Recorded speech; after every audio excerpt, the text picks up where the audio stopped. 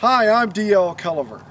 I'm your Ram man in the West BC, the Desert States, and I'm here to bring you another video in your continuing education. Let's keep selling those Ram trucks. Okay, let's talk about batting averages. If you come in with a good attitude, it's going to increase your chances of actually making a sale. I would tell you this. In baseball, you've got guys that bat 200. Let's say they hit 2 times out of 10. And then you got guys that bat 3 times out of 10. What's the difference between these guys?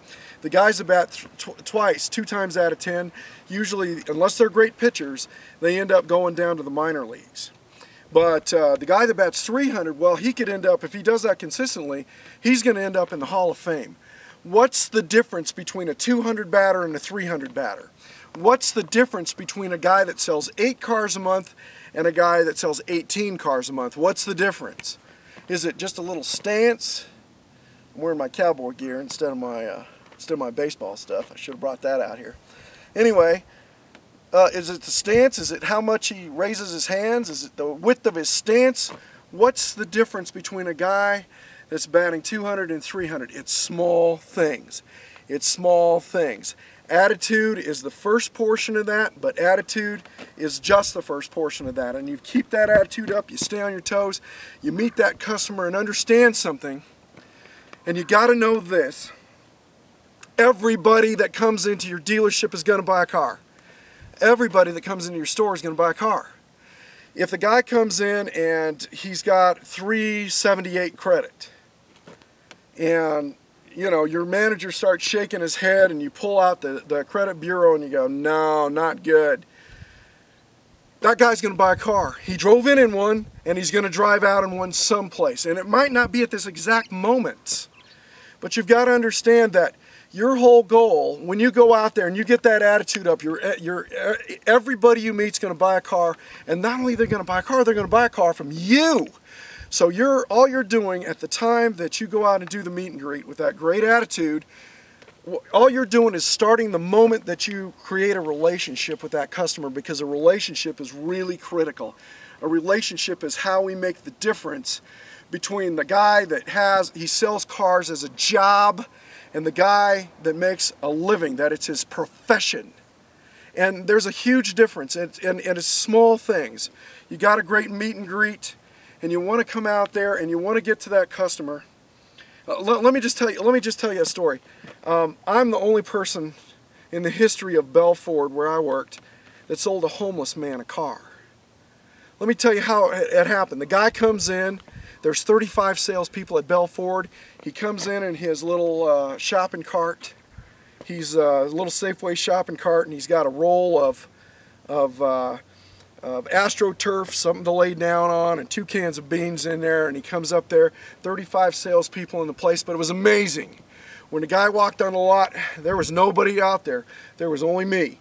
And there was 34 guys that were hiding somewhere behind their desk. I don't know what happened to them. The homeless man comes in, I walked out there and I said, "Hi, welcome to Bell Ford, I'm D.L. Culiver. Are you shopping or are you looking today?" He said, "I need to buy a car. My car burned up 8 months ago and I have no place to sleep." I said, "Terrific, let's find you something." So I walked him out there, I qualified him, I found out what he needed. I found out, okay, he's got to have something he can sleep in. I found a little station wagon over in the used car lot. I popped it open. The 78-year-old man climbs in the back. He looks up, he says, "How much?" I told him. He got back out, we went inside, negotiated a little bit. I went up to my desk, I presented the deal, and they laughed at me. They looked at me, "Oh, come on, DL, you got to be kidding." They laughed at me, and everybody was snickering and patting me on the back and saying, "What an idiot." I came out to the man, I said, "Sir, what's your email address?" "Don't have one." "What's your address?" "I don't have one." "Phone number?" "I don't have one of those." "Driver's license?" "No, I don't have a driver's license." I said, "Great." I said, "Sir, how are you planning on paying for this?" He says, I've got money in the bank." I said, "Great. What bank?" He said, "I don't know. I got him in the car. I took him down the street until he said, 'Yes, that's it.'" And he pointed out the bank. We went inside. We went up to the teller, and he said, I want to withdraw $5,000." And he took his 2 little grubby pieces of ID and slid them across to the teller. And the teller looks at me, and I was wearing a a suit and tie and looked at him, and he was wearing what homeless people wear. And she was wondering what was going on, and I thought, this is crazy, what's going on? And I looked up there, and all of a sudden the little machine that kicks out $500 bills started piling up $100 bills right in the lady's hand. The man handed me the money. I knew I had a car deal. I took him down to MVD. I stood in line for an hour and a half, and I sold him a car. I delivered it, shook his hand. I got him in my phone right now. Let me just tell you something. If you don't have a smartphone where you're taking and putting all your information in here, you're missing the boat. I have all his information in here. He moved to Tucson, and he gave me his telephone number when he did get a phone number. And I create a relationship with all of my customers, even my homeless ones, because making a relationship is what this is all about. So we have a great meet and greet.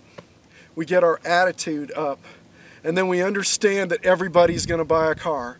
If you get somebody in the dealership, you have an average of 20% of the time you're going to make a deal. I did better than that, and you can too, if you do some of the things I'm talking to you about. This is DL Culiver again, and I want to thank you very much for watching my video. I want you to keep focusing on how you're going to sell more trucks. This is how we all make our living. I want to thank you. I'll talk to you again soon.